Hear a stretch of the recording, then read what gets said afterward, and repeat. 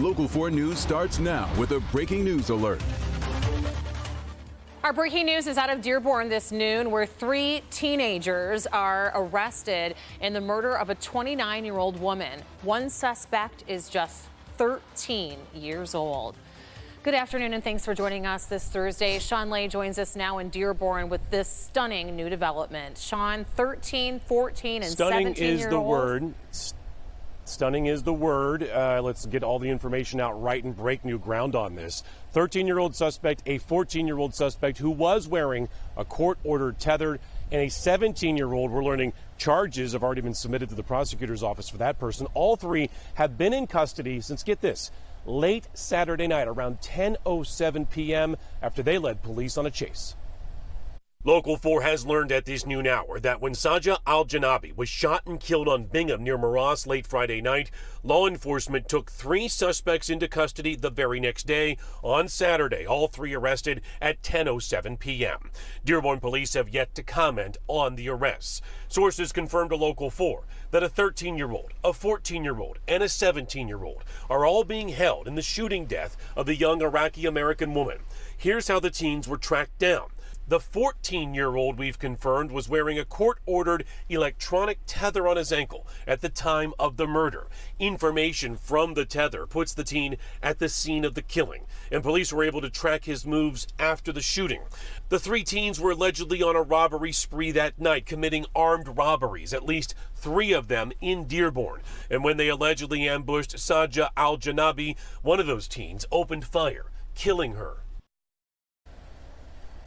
We're back here live here in Dearborn at the scene of this terrible homicide, this terrible murder. We just wrapped up an interview with Saja's brother. He's extremely disappointed and puzzled why he's not learning this information in real time, and he was hoping for an update soon on Dearborn Police. Dearborn Police tell us they may have an update on the case later on this afternoon. But 3 in custody right now, charges pending against the 17-year-old. That's what we know right now. Rhonda, much more coming up later at 4 and 5. Just unbelievable how young they are, but your heart certainly goes out to this family, and also receiving the information like this had to be troubling. That's right. Sean, thank you. The other developing news that we're following for you this noon is the members of Congress that are demanding Russia release Paul Whelan, the Novi man accused of being a spy in Russia. This morning, they joined Whelan's sister to speak out as there are new concerns about Whelan's health as he sits in jail. Let's get to Rod Maloney joining us now from the newsroom. And Rod, they're also calling on the rest of Congress to get involved in this as well. That's right, Rhonda. Now, this is what the Whelan family has long worked to have happen, and finally public condemnation is coming for Russia, coming from Congress itself. And you recall that Paul Whelan, who had worked for an auto supplier, went to Russia for a wedding around last Christmas and wound up accused of spying. I want to tell the world that I'm a victim of political kidnap and ransom. Paul Whelan isn't allowed phone calls or contact with the outside world, so when he gets into court and sees TV cameras, he blurts out whatever messages he can. There's obviously no credibility to this situation. Because he has 4 passports, though, he gets somewhat regular visits from U.S., British, Canadian, and Irish embassies. Paul's sister Elizabeth has been walking the halls of Congress over the past 9 months, looking for support from politicians, considering her brother is, for all intents and purposes, a political prisoner. We can't allow American citizens to be used in a political tug of war. This cannot be tolerated. She thanked the State Department, the U.S. Ambassador to Russia, John Huntsman, for their efforts, and now is grateful for congressional backing, attempting to force the Russians to release Paul. We don't know the circumstances surrounding his arrest, but we should all be alarmed and outraged at this continued injustice. I urge you to stand with us as we work to bring Paul Whelan home. Everyone here knows the Russians will do what they want to Whelan, including not giving him medical treatment. But Senator Gary Peters is sponsoring a non-binding resolution calling for Whelan's release. Both the House and Senate are going to take a vote very soon. But it is a nightmare that will hopefully awaken this country to understand that we cannot let any country ever treat an American citizen the way that they are treating Paul Whelan. The Michigan congressional delegation was there for today's press conference, and the unifying call is to have the Russian government at least say what evidence it has against Whelan. They usually do that, but they haven't in this case, which the delegation says is because they really have none. Live in the newsroom, Rod Maloney, Local 4.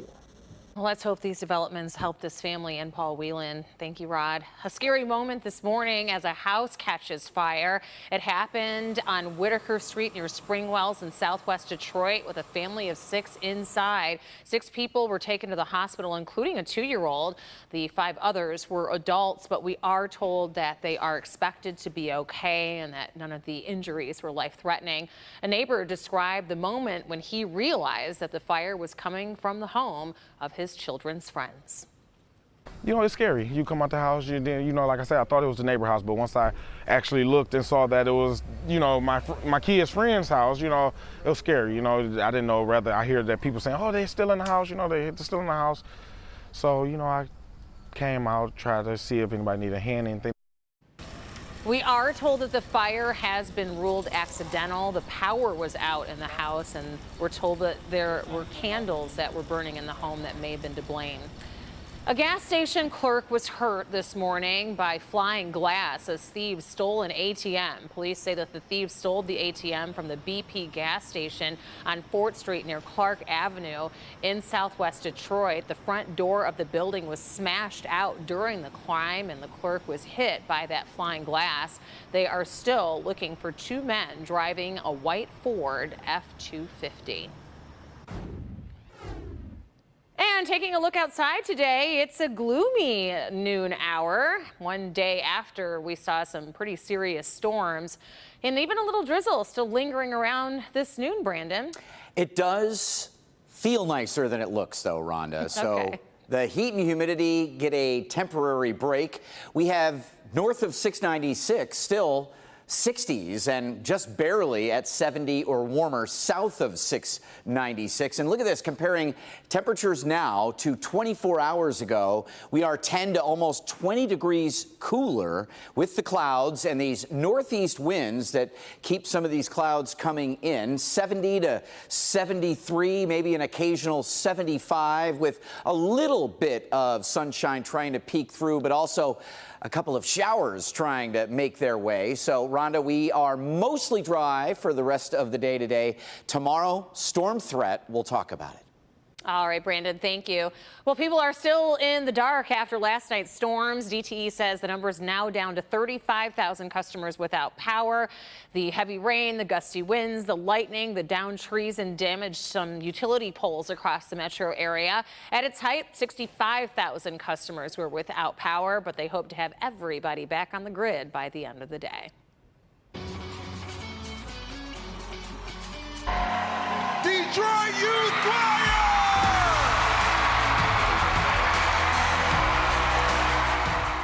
These kids are just incredible, talented, and they are making their city proud. The Detroit Youth Choir made it to the finals on America's Got Talent last night. The top 10 in the nation. Our Kimberly Gill caught up with the choir in Hollywood after that big announcement. You've got less than a week to prepare a new routine, a new song. What's going through your mind now as you look forward to next week? Personally, what's going through my mind is I don't know how we're going to do it, but we're going to do it. I want to give everyone a hug at home for voting for us. It's just amazing that we just made it this far. What just happened, this is very emotional. It makes me so happy. Heading to next week, we just stay focused on our music, focused on our work, and just strive and thrive for excellence. Absolutely. It's been working for you thus far. The artistic director, Anthony White, wouldn't tell us exactly what they have in store for us next week, but he did say it's a song everybody knows and something we can clap along and sing to. So we're looking forward to the competition next Tuesday and Wednesday, but if you want to check out their competition in the finals and the other acts they're up against, head to our website at clickondetroit.com. Good luck to DYC. So if you are in the market for a new car, it's going to cost you more to own one, what to expect to pay each year and why it's more expensive than ever. Also, the Coast Guard has a new warning in the wake of the California boat fire that took the lives of 34 people, what it wants to change in regards to your cell phone. But first, it's a field of 10. The top Democrat presidential candidates are squaring off in a debate tonight. We'll look at who's on top in the new polling going into tonight's debate. Don't forget, Ellen's premiere week continues at 3 o'clock this afternoon. Her special guest will be Reese Witherspoon.